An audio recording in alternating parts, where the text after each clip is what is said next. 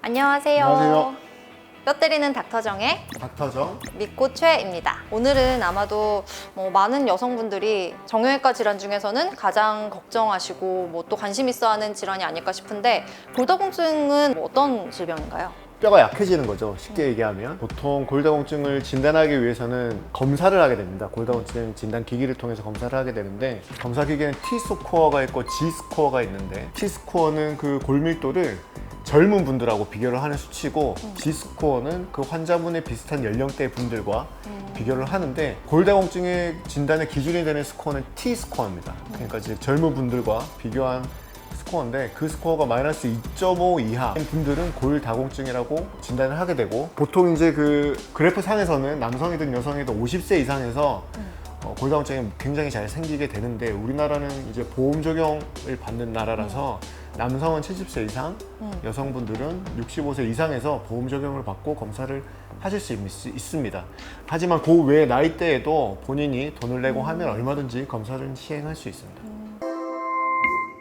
그러니까 아무래도 여성분들은 임신과 출산을 겪으시는 분들이 많고, 또 이렇게 한 달에 한 번 월경도 하시니까 몸에 네. 있는 영양분이 많이 이렇게 빠져나갈 일이 많잖아요. 네. 그래서 골다공증 걸릴 위험이 좀 많을 것 같은데 어떤가요? 남자분들도 골다공증 걸리는 분들도 계신가요?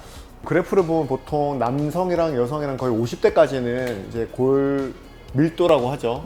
증가하다가 50대는 특히나 남성분들도 남성 호르몬이 낮아지지만 여성분들은 특히 이제 폐경기를 겪으시면서 여성 호르몬이 많이 낮아지면서, 그러면서 골다공증이 시작되시는 분들이 굉장히 많죠. 그래서 여성분들 같은 경우에는 10명 중에서 한 3, 4명 정도는 전생에서 골다공증을 겪으시는 분들이 있고요. 남성분들 같은 경우는 한두 명 정도. 그럼 남성분들도 겪으시는 분들이 있기는 하네요. 그렇죠. 그런 경우에는 골다공증의 원인이 어떻게 돼요? 골다공증은 사실 원인이 굉장히 많습니다.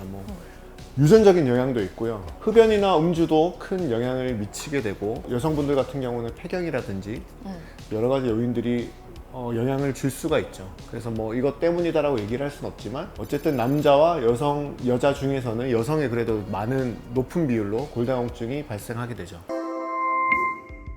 그러니까 골다공증이 걸렸을 때 치료 방법, 병원에서 할 수 있는 치료에는 어떤 것들이 있나요? 골다공증이라는 것 자체가 이제 뼈는 계속 이제 리모델링이 되는 건데요. 뼈를 계속 생성시키는 세포들도 있고 뼈를 파괴시키는 세포들도 있습니다. 근데 이제 요 균형이 안 맞게 되면 골다공증이 생기는 거죠. 그러니까 치료는 이제 그것들을 조절하는 거죠. 뼈를 파괴시키는 세포들의 활동을 줄이거나 아니면 뼈를 생성시키는 세포들의 활성을 증가시키면 치료를 할 수 있죠. 예전에는 이제 그거 어떻게 해야 되냐고. 그런 이제 약제도 있었고 이제 주사제도 있었는데, 최근에 6개월에 한 번 맞는 주사제도 나왔습니다. 그래서 굉장히 치료가 좀 어떻게 보면 쉬워졌죠.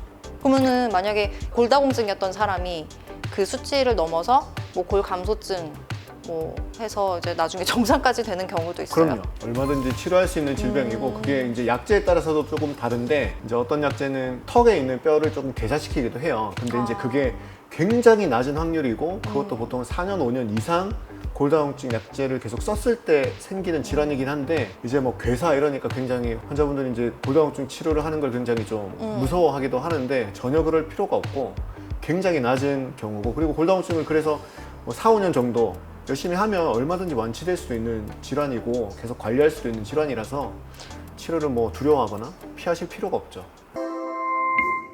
그러면은 내가 예를 들어서 유전적인 요인이 있고 그렇죠. 예. 위험인자를 가지고 있을 때 내가 예방 방법을 가지고 그거를 이제 예방하려고 노력했을 때 진짜 예방이 돼요? 예방을 할 수가 있죠. 뼈 건강에는 사실 칼슘과 비타민 D도 굉장히 중요하거든요. 근데 그 권장량을 저희가 음식 조절하면서 열심히 골고루 먹는다고 해도 부족한 부분이 있어요. 그래서 그 부분에 대해서는 좀 신경을 써서 영양제에 도움을 받거나 그렇게 해서 좀 보충하는 것도 중요하고요. 골다공증의 가장 큰 어떻게 보면 합병증은 골절이고 그걸로 인한 합병증이거든요. 그래서 일상생활에서 꺼내야 되는 물건이 높이 있거나 아니면 바닥이 좀 미끄럽거나 하면 얼마든지 낙상의 위험이 있기 때문에 그런 위험 요소를 최소한으로 줄이는 것도 골절로 인한 합병증을 예방하는 방법이 될 수 있죠. 그러면은 골다공증 예방되는 운동법 같은 게 있나요? 그러니까 예를 들면 뼈에 무리가 덜 가는 그쵸. 되는 거잖아. 보통 이제 넘어지시는 게 특히나 이제 하체 그리고 그 대퇴사두근 근력이 많이 빠지시거든요. 걷는 것도 적고 안 쓰면 또 더욱더 빠지기 때문에 평소에 무리되지 않는 한에서 걷는 운동도 중요하시고 대퇴사두근을 키우는 운동들이 있어요. 뭐 자전거 타기라든지 아니면 얕은 야산을 조금 왔다 갔다 하시면서 오르신다든지 그런 운동들은 허벅지 근육을 키우는 데 도움이 되기 때문에 골다공증으로 인한 골절을 예방하는 데 도움이 될 수 있죠.